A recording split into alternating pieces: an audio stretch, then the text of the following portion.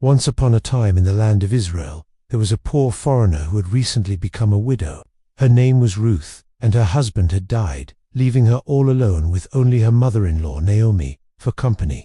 Now, Naomi had heard that there would be a great harvest in the fields of Bethlehem, so she and Ruth decided to go there. When they arrived, Ruth told her mother-in-law, "Don't make me go back to my people or stay in this city.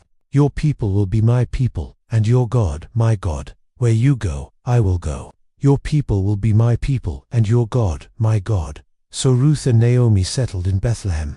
Every day, Ruth would get up before sunrise and go out into the fields to gather the leftover grain. She worked hard from sunrise to sunset, and when the day was finished, she had just enough grain to make a small loaf of bread for herself and her mother-in-law. One day, Ruth was gathering grain in a field that belonged to a kind and wealthy man named Boaz. He had heard about her and how hard she was working, and he was impressed by her loyalty to her mother-in-law. So while she was gathering grain, Boaz called out to her, "Why are you gathering grain here? Why have you been left a widow? Don't be afraid, my dear. From now on, you can gather all the grain you want from this field. No one will say a word." And Ruth did just that. She gathered all the grain she wanted and took it home to make bread for herself and Naomi. Over time, Boaz and Ruth began to develop feelings for each other, and eventually he asked her to marry him. They had a beautiful wedding ceremony, and soon after, Ruth became the great-grandmother of King David, and many years later, Jesus would be born into David's family line through Ruth's son, making her Jesus' great-grandmother. So what can we learn from Ruth?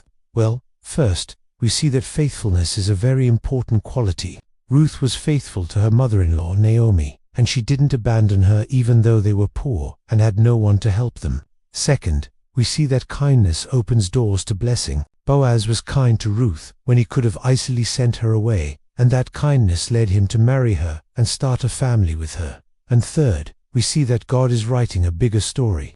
Even though Ruth and Noah were going through hard times, God was still in control, and he was using their story to write the story of Jesus. So no matter what you're going through right now, remember that God is writing a bigger story in your life, too. Just trust him and be faithful to him. If you would like to know more about Jesus and what he can do for you, please visit our website,